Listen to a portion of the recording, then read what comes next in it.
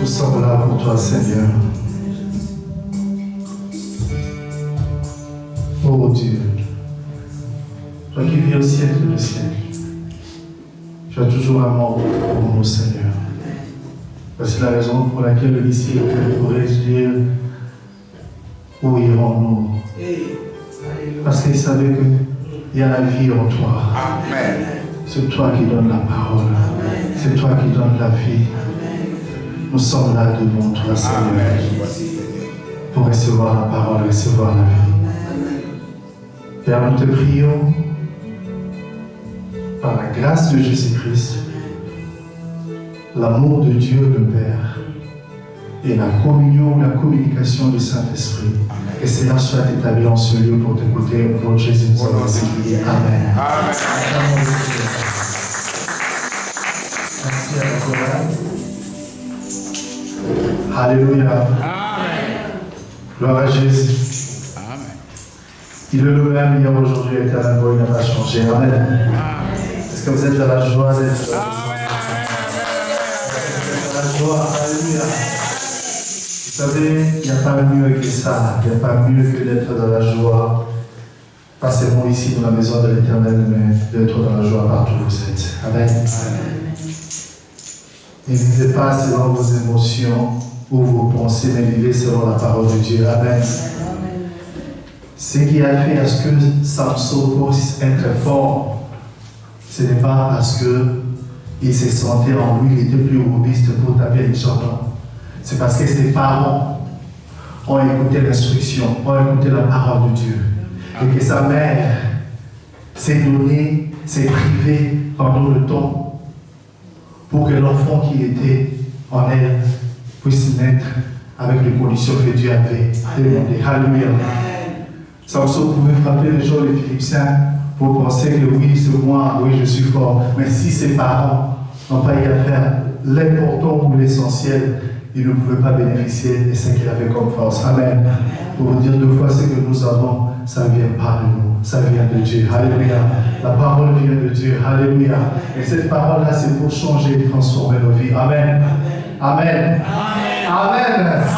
Alléluia. Amen. Aujourd'hui, nous allons parler d'un thème. C'est vraiment simple, comme d'habitude. On dira, va et ne pêche plus. Alléluia. Amen. Si vous l'avez déjà entendu parler. Lorsqu'on dit va et ne pêche plus, c'est un thème qui a une parole pleine d'amour, de pardon, d'appel au changement. Alléluia. Parce que lorsqu'on dit va et ne pêche plus, on considère déjà, parce que le fait de dire ne pêche plus, la personne avait déjà péché, ou il a déjà commis quelque chose. Il y a la différence entre ne pas et ne plus. Quand on dit ne pas, il n'y a pas encore un acte, il n'y a pas quelque chose. Mais quand on dit ne plus, il y a quelque chose, mais on ne veut pas que vous puissiez retomber ou répondre dans cette chose-là. Alléluia. Amen. Alors, le thème d'aujourd'hui, c'est va et ne pêche plus. Et comprenez que Dieu ne se contente pas seulement de pouvoir nous pardonner. Alléluia. Mais Dieu veut à ce que nous puissions changer. Alléluia. Amen. Il ne s'arrête pas seulement à nous pardonner, mais il veut que nous puissions changer. Alors, nous allons lire deux passages. Et dans les deux passages, c'est un peu long, on va faire un effort pour le couper, mais pour comprendre un peu l'histoire. Le premier passage, on va lire dans Jean chapitre 5, le verset 5 au verset 15. Jean chapitre 5, le verset 5 au verset 15. Et puis, on va lire le deuxième verset, c'est Jean chapitre 5, le verset 5 au verset 15. Et le deuxième chapitre, ça sera Jean chapitre 8. Alors, je vais prendre le verset 5, je commence. Là s'est trouvé, on dit voilà précis, là s'est trouvé un homme malade depuis 38 ans. Donc vous pouvez lire depuis le début jusqu'à la fin, ça ne dérange pas, mais nous on va prendre juste la partie clé. Alors, dans le verset 5, on nous dit, là s'est trouvé un homme malade depuis combien? 38 ans. Jésus l'a vu coucher, et sachant qu'il était malade depuis longtemps. C'est que Jésus savait déjà que la personne était malade depuis longtemps. N'oubliez pas la date, c'est 38 ans. Et lui dit, veux-tu être guéri? Le verset 7, Le malade lui répondit, Seigneur, je n'ai personne pour me jeter dans la piscine quand l'eau est agitée. Et pendant que j'y vais, un autre descend avant moi. Le verset 8, lève-toi, lui dit Jésus, prends ton lit et marche. Alors je vais prendre directement 11. Il a répondu, celui qui m'a guéri m'a dit, là c'est maintenant la personne qui vient de finir la conversation avec Jésus. Maintenant en rentrant, les gens lui ont posé la question de savoir, mais c'est le jour de savoir. Vous avez dit la partie qui c'est le 9 et 10. Mais là je prends directement 11. Mais comme il ne connaissait pas Jésus d'abord, et il répond ici. Il a répondu, celui qui m'a guéri m'a dit, prends ton lit et marche. Et le verset 12, ils lui demandèrent, qui est l'homme qui t'a dit, prends ton lit et marche. Le verset 13, mais celui qui avait été guéri ne savait pas qui, celui qui avait été guéri ne savait pas qui était Jésus avait disparu de la foule qui était en celui. 14. Depuis, Jésus le trouva dans le temple et lui dit, voici tu as été guéri, ne pêche plus, de peur qu'il ne t'arrive quelque chose de pire. Et les 15, cet homme s'en alla et annonçant aux Juifs que c'était Jésus qui l'avait guéri. Avant, il ne connaissait pas Jésus. Mais après, lorsqu'il est venu rencontrer Jésus dans le temple, dans l'église, c'est là, il s'est rappelé de la personne qui l'a guéri et il est rentré pour s'annoncer sa guérison aux Juifs qui lui avaient posé la question, qui t'a guéri. Amen. Amen. On prend le chapitre 8, le verset 2 jusqu'au verset 15, on dira aussi les 32 et les 36. Je prends le verset 2. Vous allez lire à la maison, on va prendre juste les étapes. Mais dès le matin, il a là, Jean chapitre 8, le verset 8, on commence au verset 2 jusqu'au verset 11. Dès le matin, il alla de nouveau dans les temples, là c'est Jésus. Et tout le peuple vint à lui, s'étant assis, il les enseignait. 3. Alors les scribes, le pharisien, amenèrent plutôt une femme surprise en adultère. 4. Et la plaça plutôt au milieu du peuple. Il dit à Jésus, Maître, cette femme a été surprise en flagrant délit d'adultère. Moïse, dans la loi, nous a ordonné de lapider de telles femmes. Toi, donc, qui tu Le verset 6. Il disait cela pour l'éprouver, afin de pouvoir l'accuser. Mais Jésus s'étant baissé, écrivait avec le doigt sur la terre. Comme il continuait à l'interroger, il se leva et leur dit, que celui de vous qui est sans péché, jette la pierre plutôt contre elle. Le verset 8. Et s'étant de nouveau baissé, il écrivait sur la terre. Quand ils entendirent cela, accusés par leur conscience, ils se retirent l'un à l'un, depuis le plus âgé jusqu'au dernier. Et Jésus resta seul avec la femme qui était là au milieu. Le verset 10. Alors, s'étant relevé et ne voyant plus que la femme, Jésus lui dit, femme, où sont ceux qui t'accusaient? Personne ne t'a-t-il condamné? Le verset 11. Elle répondit, non Seigneur. Et Jésus lui dit, je ne te condamne pas non plus. Va et ne pêche plus. Alléluia. Alléluia. Alors, on va se faire rapidement, on prend le 32, 36. Le 32 nous dit, vous connaîtrez la vérité et la vérité vous affranchira. Ils lui répondirent, nous sommes la postérité d'Abraham et nous ne fûmes jamais esclaves de personne. Comment dis-tu, vous deviendrez libres? 34. En vérité, je vous l'ai dit. Leur répliqua Jésus, quiconque se livre au péché est esclave du péché. 38, 35. Or, l'esclave ne demeure pas toujours dans la maison et le fils y demeure toujours. Si donc le Fils vous affranchit, vous serez réellement libre. Parole du Seigneur. Amen. Alors ici, nous venons de lire deux passages. Jean chapitre 5 et Jean chapitre 8. Dans Jean chapitre 5, la Bible nous relate l'histoire d'une personne qui était malade pendant 38 ans. Cette personne qui était malade pendant 38 ans est aujourd'hui un peu le symbole de la situation qui traverse le monde. L'humanité était condamnée suite à ses propres péchés, aux propres problèmes qu'avait la personne. Cela a fait que pendant 38 ans, il n'arrivait pas à sortir de cette situation-là. Alléluia. Amen. 38 ans, ce n'est pas un jour, ce n'est pas 2 jours, ce n'est pas une année, 2 ans, non, 38 ans. Imaginez-vous que c'était déjà devenu comme des routines ou d'habitude pour cette personne-là. Il savait que je pouvais être là. Lorsque l'eau sera secouée, je n'aurai pas la force d'arriver parce qu'il y aura une autre personne qui va se mettre à la place et il sera guéri. Et lorsque l'eau était agitée ou secouée, tout celui qui descendait dans l'eau ou qui pouvait se poser dans l'eau avait la guérison. Mais cette personne n'avait pas la guérison. Pourquoi il n'avait pas la guérison? C'est parce qu'il n'avait pas, d'abord, la possibilité de se rendre dans la piscine. Et cela a duré des années.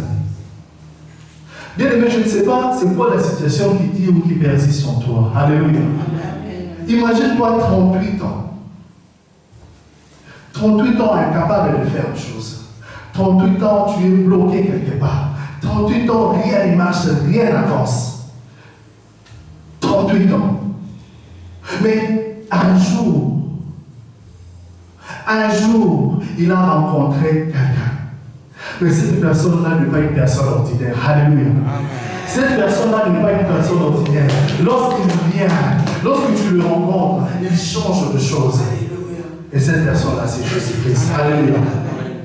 Et lorsque Jésus est arrivé devant cet homme, nous l'avons bien lu. La Bible nous dit, Jésus lui a posé la question, veux-tu être guéri? On ne lui a pas posé autre question. C'était juste, veux-tu être guéri? Mais cette personne a commencé à relater son histoire. Seigneur, vous savez, à chaque fois que l'ange descend, l'eau est agitée, je n'arrive pas à arriver jusque-là parce que, regardez ma condition, il y a toujours quelqu'un d'autre qui me divorce pour se mettre dans l'eau. Dieu n'avait pas besoin de ces explications-là. Parce que la Bible dit, Jésus connaissait déjà la situation de cette personne. Alléluia. Le pasteur me dit souvent ici, ne crois pas parce que tu viens de parler d'un truc que Dieu, c'est maintenant que Dieu est au courant de ça. Non, non, du tout. Il connaît la situation. Amen. Alléluia. Il connaît, il voit, parce qu'il sonne le cœur de l'homme. C'est lui notre Père, c'est lui notre Dieu. Alléluia. Alléluia. Lorsqu'il s'est approché de Jésus, Jésus connaissait déjà la situation. Mais il lui a juste posé la question de savoir, veux-tu être guéri? Veux-tu être guéri? Mais lui, il commence à donner des explications. Mais après avoir donné ces explications, Dieu n'a pas regardé ces explications-là. Alléluia. Jésus n'a pas regardé les explications. Mais pour Jésus, c'était le moment. C'était après 38 ans que la délivrance devait rentrer pour cette personne-là. Ce n'était pas ce qu'il a passé, il a suivi dans le passé. Non, du tout. Mais ce qu'il était en train de vivre maintenant. Et ce qu'il était en train de vivre maintenant, il était face à celui qu'on appelle le Seigneur des Seigneurs. Le Dieu fort et puissant. Celui qu'on appelle le Jéhovah Rapha, qui guérit de tout nos maladies. Le Dieu saint, le Dieu puissant.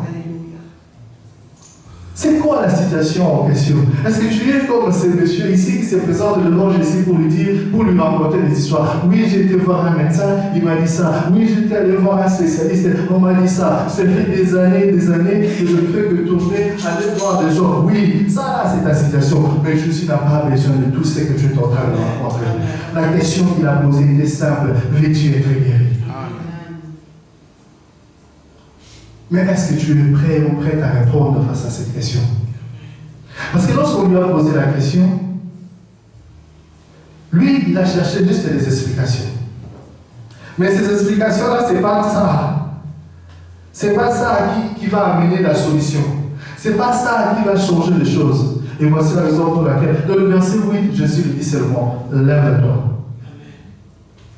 Prends ton lit et marche. Lève-toi, prends ton lit et marche. Je répète, lève-toi, Prends ton lit et marche. L'œuvre de toi va commencer avec ça depuis le mois de décembre. Amen. Alléluia. Parce qu'il existe encore des choses en nous où on est en train de dormir sur cette natte-là, sur cette situation-là. Je ne sais pas si on se fait comprendre. Amen. Dieu t'a demandé de t'élever, de parcourir. Mais ici, il y a encore des choses en toi qui dorment encore parce que tu as un lit. Tu as même fait un lit pour ça. Au moins, je suis très colérique. On ne blague pas avec moi. Quand tu blagues, je vais aller avec toi jusqu'à la fin. Tu dors, tu as un lit pendant 18 ans encore, et 38 ans. Au moins, quand on parle mal contre moi, on ne va pas en finir là. C'est encore un lit.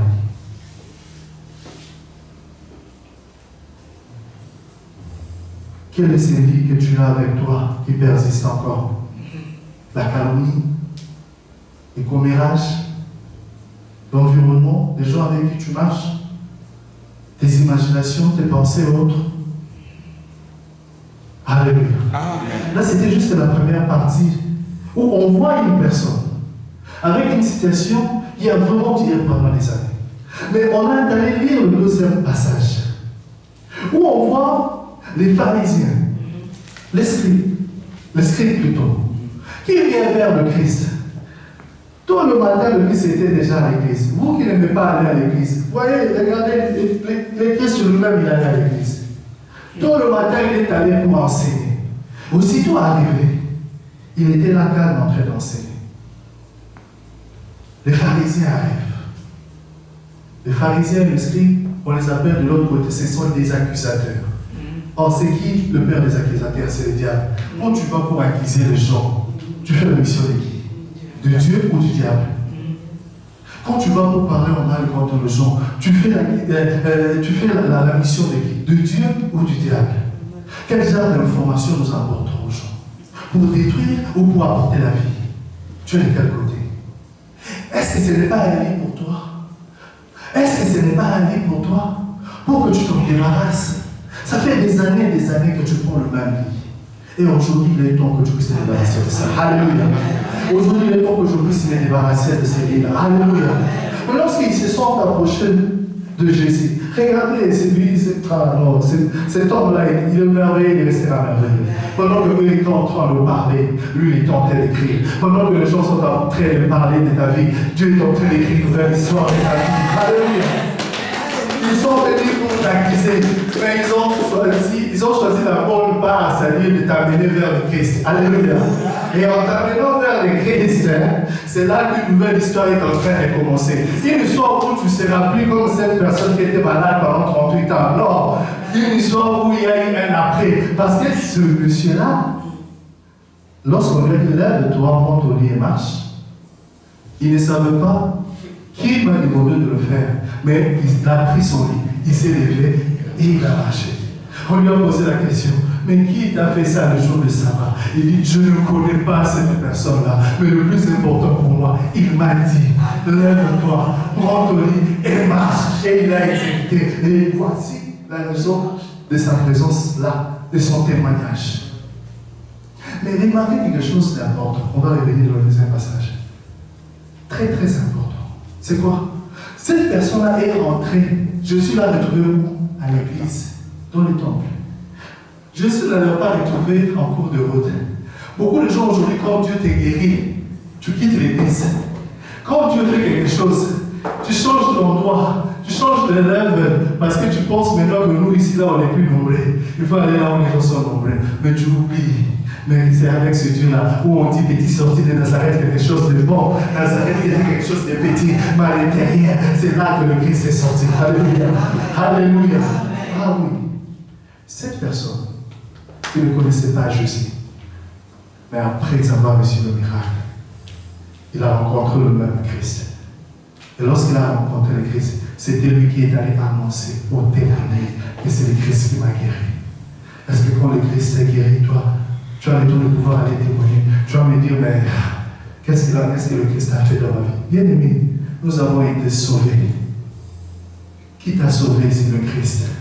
Il t'a sauvé pour sauver les autres personnes. Voici la raison pour laquelle tu viens chaque dimanche à l'église. Tu ne viens pas pour nous regarder, parce que tu es reconnaissant envers ce Dieu-là. Il m'a sauvé, je rentre vers lui pour annoncer aux frères que ceux qui sont dehors, ceux qui sont comme moi ou qui ont été comme moi, puissent devenir la personne que je suis aujourd'hui. Alléluia. C'était ça le message que le malade, cette personne malade a apporté à l'église. Malgré sa situation, Jésus a y transformer cela.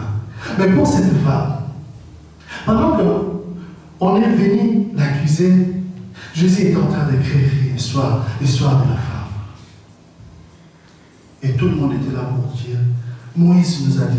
Ils ont amené la femme, mais l'adultère, on ne le fait pas seul. On le fait à deux. Alléluia. Mais qui était partenaire? Parce que lorsque l'accusateur vient, je prends une parenthèse. On ne peut pas faire le business avec le péché. Parce que la pas, tu ne peux pas prendre le péché comme étant un caractère pour toi. Or, le salaire du péché, c'est quoi? Le salaire du péché, c'est quoi? C'est-à-dire, si tu t'habitues au péché, ce qui veut dire tu amènes la mort dans tout ce que tu es en train de faire. Les foutis, il y a des sous où ils ont koufa. Parce que cette femme, avant de continuer, elle avait des partenaires. Pour elle, c'était des clients. Entre guillemets. C'était des clients pour elle. Parce que c'était son activité. Alors, comme elle a des clients, pour elle, c'était aussi son gagne-pain. Alors, le gagne-pain qu'il avait, c'était la mort qui était en elle, sans le savoir. Et ce sont même ses partenaires qui sont maintenant venus pour l'accuser. C'est-à-dire, le diable est Dieu l'accusateur.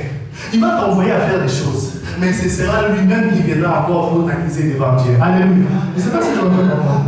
Aujourd'hui, tu es là calme. Je te donne un exemple. Si je prends le téléphone, je laisse ici. On va aller.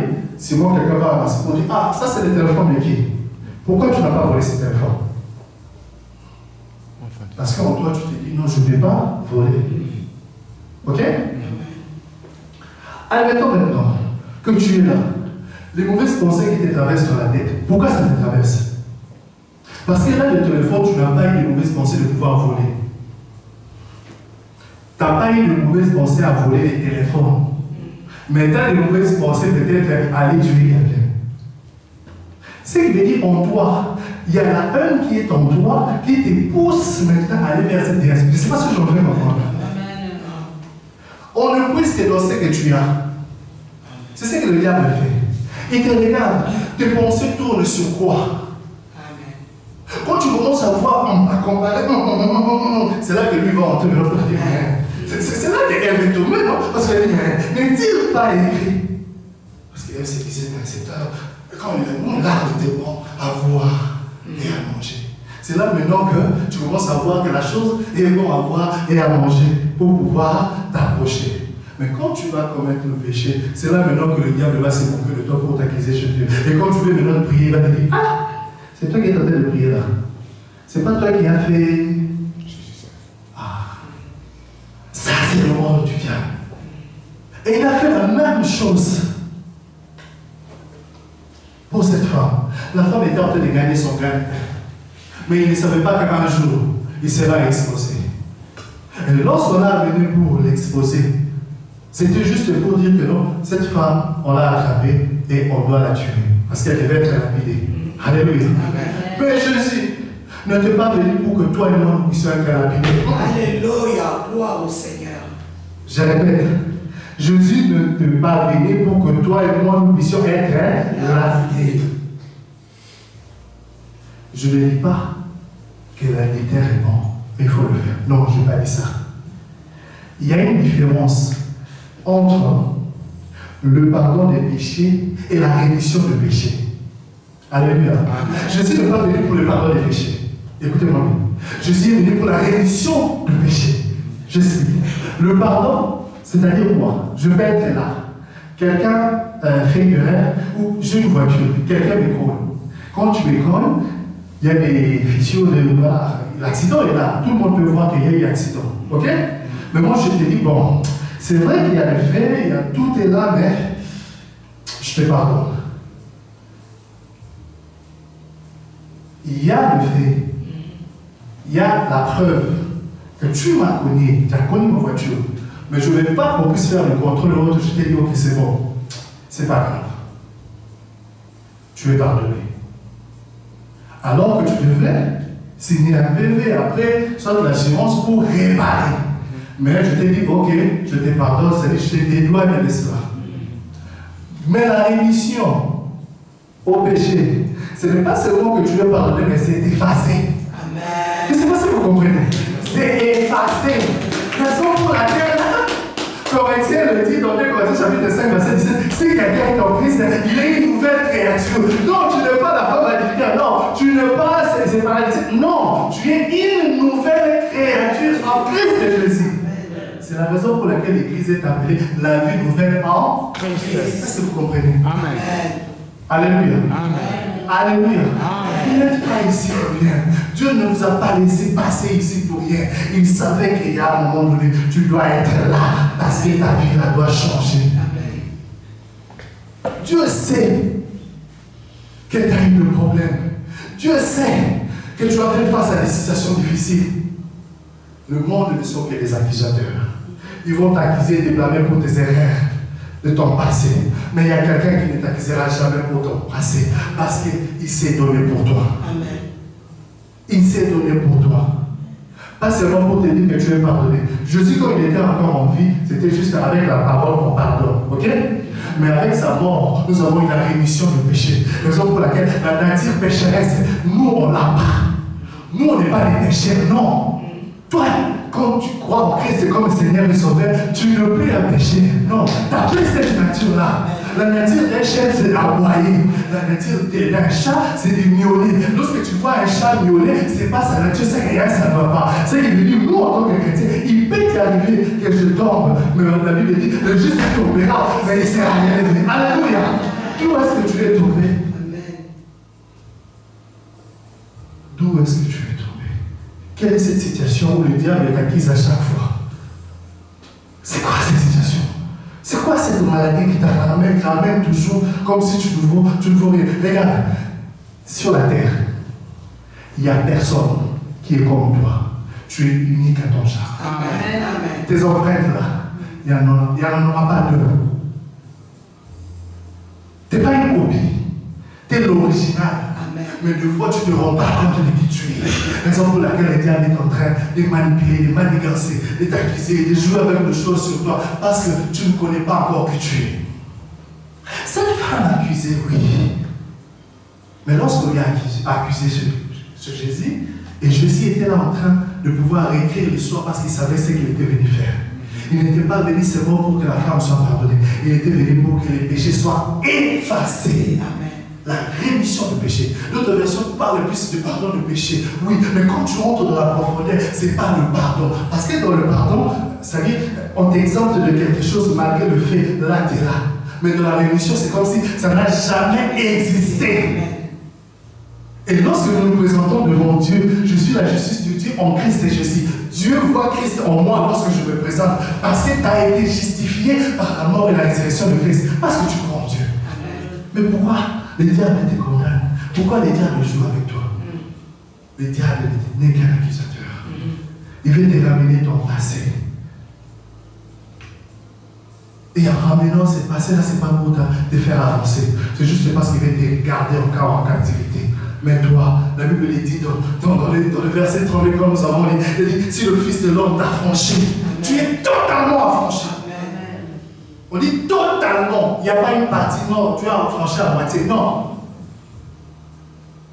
Mais c'est même Jean, le pharisien et le scribe. C'est dit être les fils d'Abraham, les descendants d'Abraham, postérité d'Abraham. Il a dit, mais non, nous ne sommes pas des esclaves. Certains d'entre nous, on s'est dit, oh, moi là, je suis bien, ainsi de suite, mais quand on sonde, on remarque qu'en toi, il y a encore un lit, tu dors quelque part, dans le temps. Quand on regarde, il y a encore des trucs qui te fait retenir. Mais quand tu es en Christ, tu dois savoir que ta vie doit dépendre totalement en lui. Et quand tu n'es pas totalement en lui, tu n'es plus avec les diables, tu es avec Dieu. Et quand tu es avec Dieu, tu es affranchi, tu es libre. La vérité, vous connaissez la vérité. C'est ça la vérité. La vérité vous affranchira de mauvaises pensées, de mauvaises situations, de tout ce que les gens vous accusent. Amen. Où est-ce que tu te sens coupable? Parce que le Dieu que moi je t'amène aujourd'hui, c'est un Dieu qui te dédouane et le Dieu c'est là. Amen. Il n'était pas mort pour rien. Nous ne sommes pas là pour détruire les autres. Le Christ s'est donné pour que le frère ou la sœur que toi tu penses que c'est une mauvaise personne, pour que cette personne puisse changer. Le Christ n'est pas mort pour rien, bien-aimé. Nous avons été sauvés pour sauver les autres personnes. Raison pour laquelle cette personne est rentrée à l'église et après il a compris la réalité qui était le Christ. Il est allé annoncer la nouvelle. De la même façon que toi et moi, nous avons compris qui est le Christ. Et nous sommes là en train de pouvoir apporter cette nouvelle partout. Là où on travaille, au milieu de nous, avec des amis et toute autre personne. Que personne ne te limite, bien-aimé. Que personne ne te limite. Qu'aucune mauvaise pensée ne puisse venir traverser ton esprit. Que le genre de ces mondes ou les passés ne puisse pas venir vers toi parce que le diable n'est qu'un accusateur. Il a échoué et il va échouer sur tout le point. Alléluia. Amen. Alléluia. Amen. Ah oui. Et vous allez dire, mais quand on est chrétien, oui, mais il nous arrive de faire le péché. Oui, il nous arrive de faire le péché dans la nature, on peut tomber, oui. Mais raison pour laquelle on demande pardon. Mais non, quand on demande pardon, Dieu nous pardonne parce que c'est un Dieu miséricordieux et on est dans la grâce. Et c'est là qu'il regarde, oh, oui, effectivement, il a péché. Oui, effectivement, il a excessé. Mais je fais quoi? Je pardonne. Mais pas pour que tu puisses demeurer. Mais quand tu l'as déjà accepté comme Seigneur et Sauveur, là, il y a une rémission de péché. Amen. Tu ne peux plus pécher, non. Tout humain, quand il est né, il a cette nature en lui.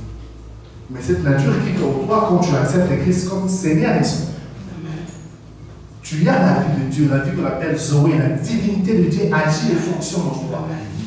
Tu ne peux plus ordinaire bien aimer dans le Seigneur. Tu ne peux plus cette personne-là que tout le monde peut jouer, ou les diables peuvent venir jouer avec toi à tout moment. Non.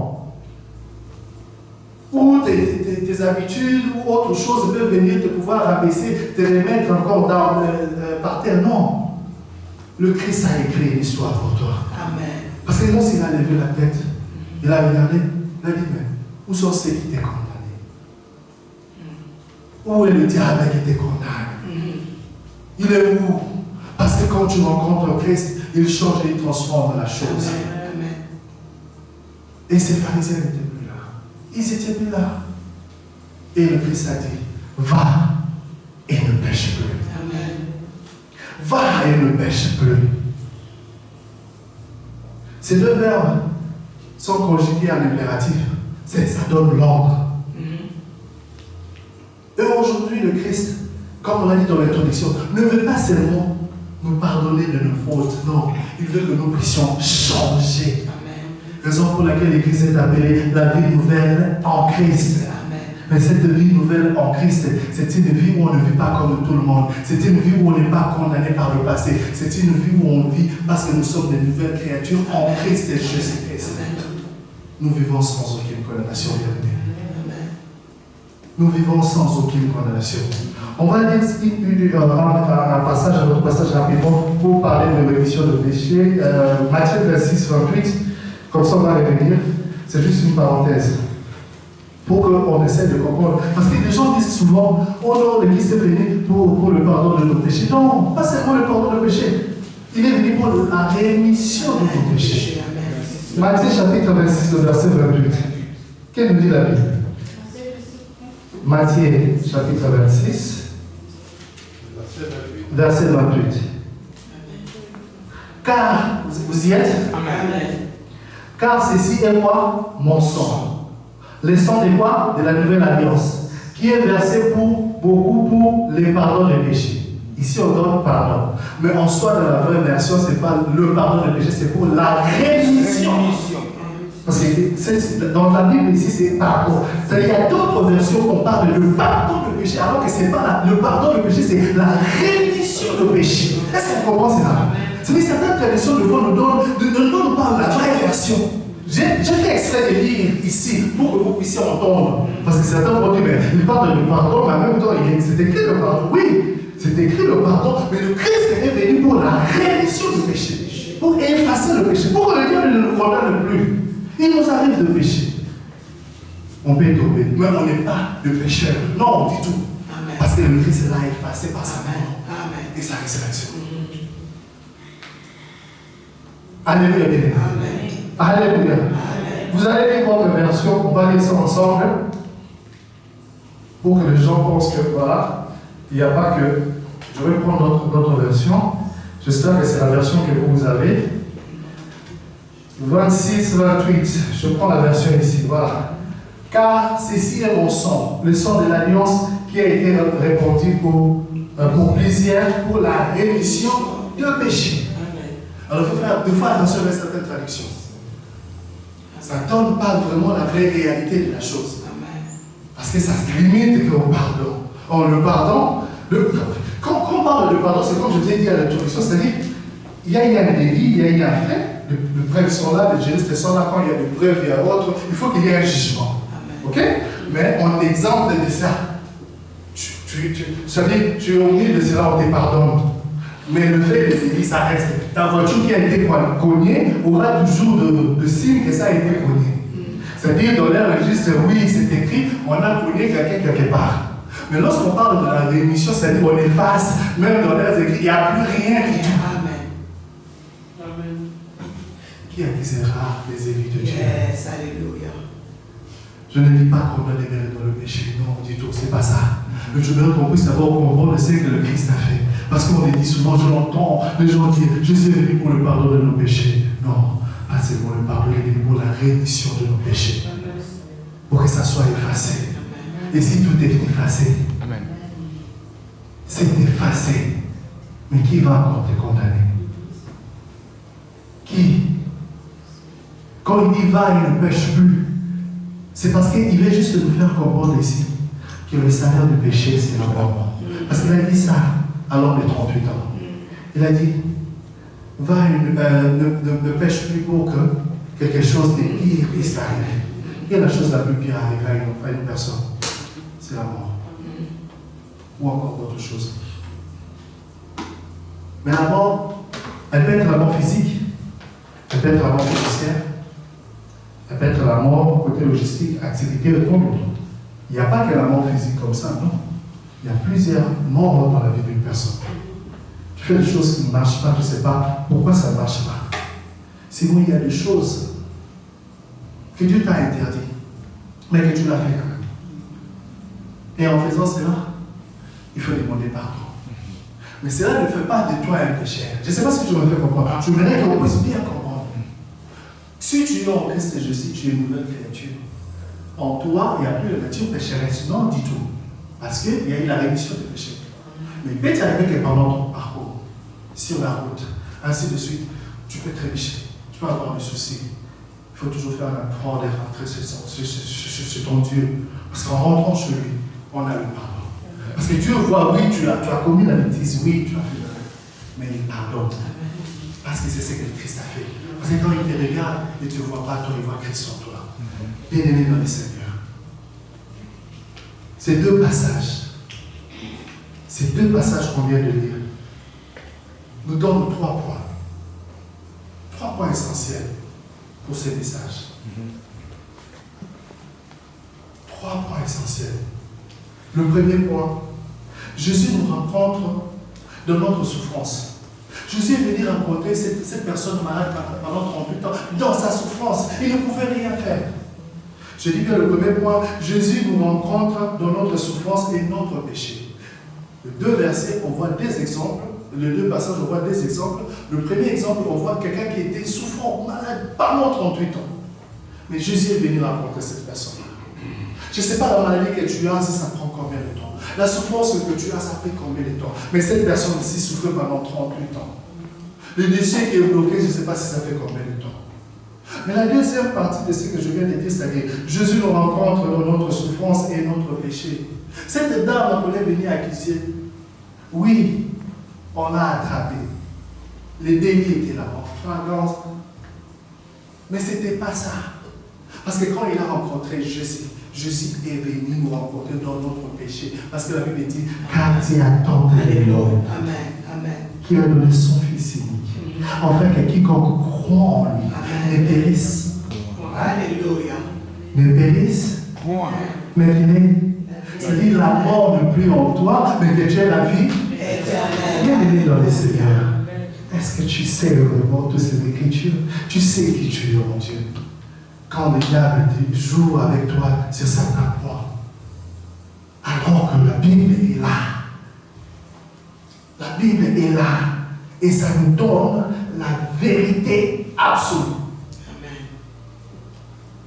Jésus nous rencontre dans notre souffrance et notre péché. Et ne c'est pas parce qu'il a péché, non. Celui-là, non. Mais il a regardé cette personne malade pendant des années. Il est venu vers lui. Il a regardé cette dame. Il est venu vers lui. L'homme malade depuis 38 ans représente l'humanité qui était prisonnière du péché, incapable d'être sauvée par elle-même. L'humanité est incapable, c'est ça l'homme.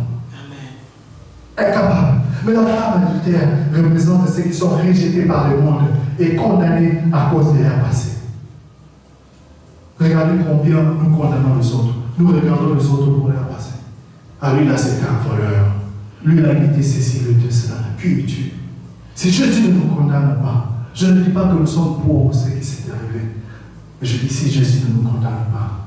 Si Jésus aujourd'hui vient vers toi pour dire, lève-toi, va et ne pêche plus. C'est parce qu'il ne veut pas que la mort puisse demeurer et continuer à être dans ta vie. Raison pour laquelle le premier point, on a dit, Jésus nous rencontre dans notre souffrance et notre péché. Et je répète, l'homme malade depuis 38 ans représente l'humanité prisonnière du péché, incapable de se sauver par elle-même. Mais la femme adultère représente ceux qui sont rejetés par le monde et condamnés à cause de leur passé. Le point 2, Jésus nous accorde sa grâce et son pardon. Lorsque Jésus a vu cette personne malade de 38 ans, il l'a regardé avec les yeux. Il y avait la grâce qui a localisé cette personne-là. Ce n'était pas la condamnation. Ce n'était pas les histoires qu'il rencontrait, non. Lorsqu'il a regardé, il a regardé avec les yeux de la grâce. Nous ne sommes pas dans la grâce, bien-aimés. Nous ne sommes pas dans la grâce, bien-aimés. Lorsque nous venons ici, c'est la grâce de Dieu. Et lorsque nous entrons ici, c'est la grâce de Dieu. Lorsque nous chantons, nous prions, c'est la grâce de Dieu. Alléluia. Amen. Le point 2, Jésus nous accorde sa grâce et son pardon. Il sauve la femme adultère de la lapidation de la mort. Il a accordé le pardon malgré qu'il y avait le fait, malgré la situation. Ici, Jésus n'est pas encore mort. Là, on parle de pardon. Ne confondez pas. Lorsqu'on a parlé de la rémission des péchés, c'est lorsqu'il s'est donné. Alléluia. Amen. Voilà. Mais quand il est sur la terre, il accorde le pardon. Quand nous sommes sur la terre, nous accordons le pardon. Mais en nous, nous avons été c'est-à-dire libres, affranchis de toutes choses parce que nous bénéficions de la rémission de péché à cause de l'amour et de la réalisation de Christ. Et pendant que nous vivons sur la chair, le corps que nous avons ici, il peut arriver que je trébuche ou mon frère trébuche, je dois le pardonner. C'est ce que la Bible a dit. Alléluia. Amen. Jésus accorde sa grâce. Raison pour laquelle dans ma prière, dans l'introduction, et vous entendez souvent aussi le pasteur prier, il utilise 2 Corinthiens chapitre 13, le verset 13, dans notre version verset 14. La Bible dit, la grâce de Jésus, l'amour du Père et la communication du Saint-Esprit. Lorsque Jésus n'est pas là, sur terre, c'est avec le Saint-Esprit qui nous communique. Alléluia. C'est avec le Saint-Esprit que vous êtes là. Le modérateur était en train de modérer, il a parlé de ça. Et lorsqu'ils ont chanté avant que je vienne nous prêcher, ils ont dit quoi? Il m'a sauvé. Il m'a sauvé. Et après ils ont dit Maranatha. Maranatha. Bien aimé dans le Seigneur. On peut avoir des maisons, se marier, avoir des enfants. Mais n'oubliez jamais que Jésus est avec toi. Amen. Jésus revient bientôt. On chante Maranatha, mais on témoigne qu'il revient bientôt. La question est de savoir s'il revient aujourd'hui. Si aujourd'hui, moi, c'est vrai qu'on pouvait prendre le film de ma vie pour montrer la vidéo devant les gens. Les parents vont regarder, les enfants vont regarder. Si aujourd'hui, on prenait l'histoire de ta vie, on mettait ça en vidéo, est-ce que les gens vont regarder? S'il revenait aujourd'hui, les trouveras-tu sur l'état de cette dame ou sur celui de la personne qui est malade? Il veut que nous puissions changer. Raison pour laquelle je viens dit dans l'introduction du thème qu'on a va et ne pêche plus. C'est un thème où on a eu une parole d'amour, de pardon et d'appel au changement. Alléluia. Appel au changement. Ce n'est pas pour rien que nous sommes une vie nouvelle. Ça ne vient pas comme ça, non. Tu sais le pourquoi. On n'est pas là seulement pour prier sans comprendre qui nous sommes. Vie nouvelle en Christ. Vie nouvelle en Christ, bien-aimé. Pas ancienne vie en Christ. Vie nouvelle en Christ. Alléluia. Dans le deuxième point, Jésus nous accorde sa grâce et son pardon. C'est par sa grâce qu'il a guéri l'homme malade. Et par le pardon, il a sauvé la femme. Parce que cette femme-là, c'était déjà clos pour elle. L'appellation, on doit la tuer. Mais Jésus accorde le pardon. Le point 3, Jésus nous appelle à une vie nouvelle, c'est ce que je viens de dire ici.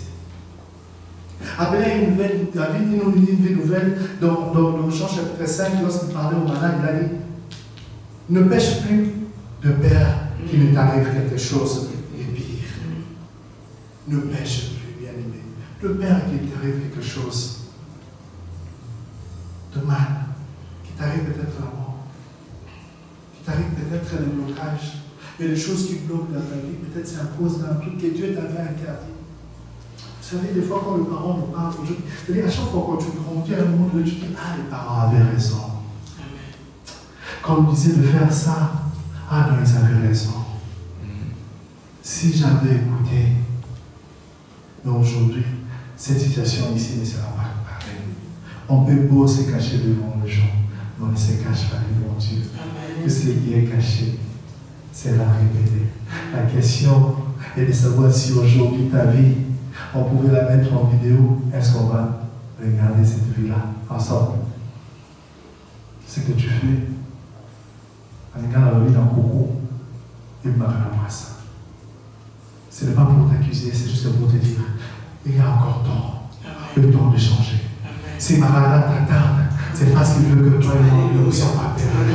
Raison pour laquelle il vient avec ce sujet, raison pour laquelle il vient avec cette invitation pour te dire aujourd'hui, va et ne pêche plus. Pourquoi tu dois aller et ne pas pécher? Parce qu'il est venir et il ne veut pas que tu puisses perdre le paradis, le paradis.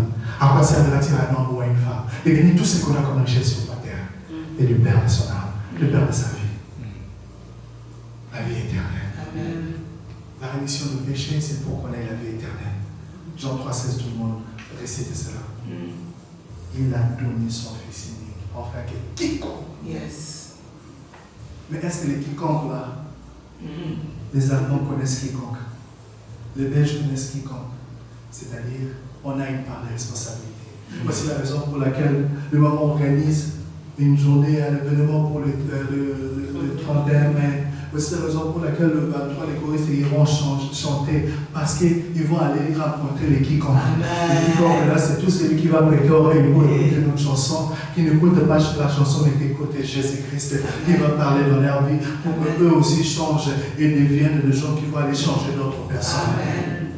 Mais depuis que Jésus t'a changé combien de personnes? Alléluia. Depuis que Jésus t'a changé, depuis qu'il t'a sauvé combien de personnes? Quand je dis sauvé, comme le dit Romains chapitre 10, le verset 9 au verset 10. Si vous allez au 17, comme le pasteur va le dire aussi, est-ce que si on n'annonce pas, comment ils invoqueront s'ils ne connaissent pas qui ils doivent invoquer? Ils doivent connaître la vérité. Ils doivent connaître ce que le Christ a fait. Mais toi, tu es un instrument que Dieu utilise. Il t'a guéri. Quand j'ai dit il t'a guéri, je ne dis pas, je le mets, non, il t'a guéri parce que je sais qu'il t'a guéri. Mais il n'a pas fait cela en vain. Le témoignage que tu as, ce n'est pas pour toi, c'est pour les autres personnes. Il a retardé de choses. Il a voulu que Lazare puisse rester 4 jours. Donc pas parce que c'était juste attendre 4 jours, non, pour que les gens sachent qu'il est la résurrection. Alléluia. Même si c'est vrai. Attaque les accords. Attaque mon kilo lui pecho. Les hommes ont tout casé dans le groupe à toi ça fait un beauté. Alors il pas les gens les envoie jour mon. Pendant que les gens pensent que ça traîne. Pendant qu'ici on voit des 38 ans, cette personne lorsqu'il a rencontré Jésus, il n'avait pas vu ses 38 ans. C'est ce qu'il a dit. C'est que moi je sais. Il m'a dit, prends ton lit, lève-toi. Alléluia. Alléluia. Alléluia. C'est ce Dieu-là. C'est ce Dieu-là que tu t'appelles aujourd'hui. C'est ce Dieu-là qui te dit au corps dans le temps de ta bien dit, va et ne pêche plus. C'est énorme. Pourquoi tu ne dois pas pécher? Je te donne le 3 mois, mais pourquoi tu ne dois pas pécher? Parce que ça la corde de la sous-montée. Que beaucoup la sous-montée, le bon amour et le péché chéri, n'a pas vraiment non. Beaucoup la aussi, à au moment où on est dans le si tu gardes le péché en toi, c'est ça que je l'ai dit en Ghana, je l'ai dit en français. Tu vois, le lionceau, on voit le petit. C'est-à-dire, si tu gardes un lionceau sur toi, que tu nourris ce lionceau, un lion c'est un carnivore. Ok? Ça mange la chair. Plus tu gardes, plus il va grandir, il deviendra un lion, et lorsqu'il aura faim, il va te manger. C'est ce que les pharisiens ont fait avec cette dame. Ils ont été partenaires, mais ce sont eux qui sont allés accuser la dame. Le monde ne font que nous accuser. Parce que nous sommes dans ce monde, mais nous ne sommes pas de ce monde. Alléluia. Alléluia. Nous ne sommes pas de ce monde. Nous ne sommes que des pèlerins. Nous ne sommes que des passagers. Tous sont les cas. On va partir. Et l'enlèvement, c'est pour bientôt bien-aimé dans le Seigneur. Tu te donnes corps et âme pour gagner les choses de ce monde. Regardez comment c'est bon pour le travail. Vous savez, dans le domaine où je suis, la plupart des temps, on est en contact avec des gens, il a X montant, il vient de décéder. Il faut comptabiliser, il faut faire ceci, il faut faire passer des choses. Mais je me dis, avec tout ce montant-là, ils vont laisser ça. Pendant que les autres recherchent que des 10 000, des 5 000, des 50 000 autres. Mais les gens avec ça va. Pour te dire que l'argent en soi, ce n'est pas ça la finalité des choses. Si tu as l'amour pour l'argent, c'est une nécessité, je comprends, oui. Parce que pour qu'on soit là, pour la salle et autres, on a besoin d'argent. Même si tu cours plus pour l'argent, tu te rendras compte que tu as perdu même ta course avec Dieu. Regarde, te dit, vous courriez mais que vous arrêtez là pour Dieu. Vous étiez là avec un premier amour pour votre Dieu. Servir et chanter pour ce Dieu-là. Personne ne pouvait venir vous chercher à côté, à gauche pour venir à l'église. Mais pourquoi aujourd'hui on doit vous pousser pour le faire? Pourquoi aujourd'hui on doit crier sur vous pour le faire? Vous étiez là chaque jour à pleurer, à demander à Dieu de changer la situation pour qu'il y ait un témoignage. Oui, vous avez maintenant ce témoignage-là. Est-ce que c'est une raison d'abandonner Dieu? Est-ce que c'est une raison de pouvoir laisser la maladie qui dérange un tout petit peu? Mais ça n'a pas un pouvoir sur toi. Non.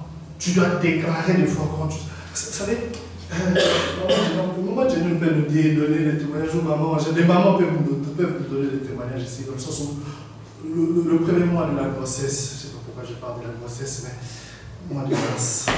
Alléluia. Alléluia. Seigneur. Le premier mois, le deuxième mois, le troisième mois, de tous on dit que maman Jenny elle est forte parce qu'on la voit jusque-là, elle est en train de tenir. Qui pouvait penser qu'elle aura une grossesse pareille? Qui? Amen. Elle est forte et battante. Elle est un exemple pour d'autres mamans et pour d'autres personnes. Mais si on vous pose des questions pour entendre maman, le premier jour, vous n'avez pas la même douleur que le jour de l'enfantement. C'est que lorsque l'enfantement arrive, des choses bougent de partout. Quand tu sens que tu as des attaques par-ci par-là, le diable commence à te bombarder avec des pensées, il commence à faire des choses, à susciter des choses. Dis-toi, c'est prêt, ça arrive. Prépare-toi pour recevoir. Le pasteur nous a dit, il est là pour calmer la tempête. Et il est là pour calmer la tempête. Et c'était son message. Dieu connaît la situation, il vous a demandé d'être heureux parce qu'il savait que non, il y aura des tempêtes, il va calmer cela parce qu'il connaît votre destinée, les plans qu'il a pour vous. Parce que les voies de Dieu ne sont pas les voies des hommes. Est-ce que tu comprends où Dieu est en train de t'amener? Tu es jeune.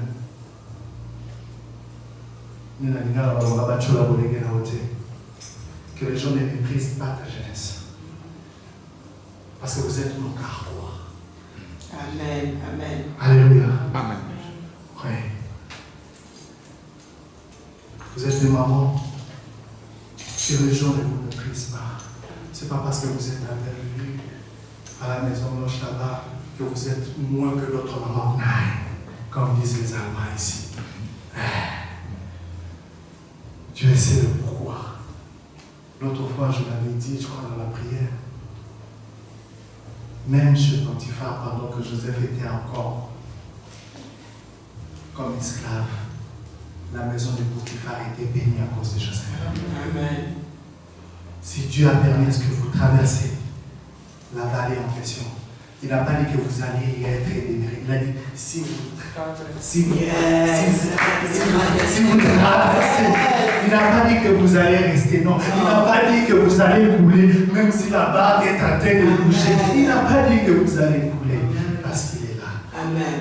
Bien-aimés dans le Seigneur, nous allons écouter la parole de Dieu. Ça, c'est une invitation. Aujourd'hui, ça, c'est une invitation pour toi. Dieu te dit, va et ne pêche plus. C'est une invitation à vivre une vie transformée. Amen. Sous la grâce et la direction de Dieu. Amen.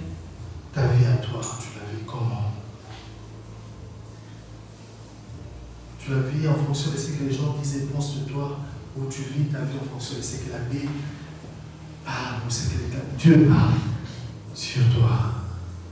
Ne te contente pas à ce que les gens disent, ne te fie pas à la réalité. Parce qu'il y a eu quelqu'un qui a pris ta place. Toi, par la base, le pécheur, Jésus a pris notre place. Il s'est fait pécher. Il s'est fait pécher pour que moi et toi on soit libres, qu'on soit affranchis. Le guillon de la mort n'a plus le pouvoir sur toi. La mort, c'est le péché. Les histoires que le diable peut compléter. Cet aiguillon-là n'a plus de pouvoir sur toi. Parce que celui qui est en toi est plus grand que celui qui est au ciel. Nous allons incliner notre tête. Nous allons prier pour la parole.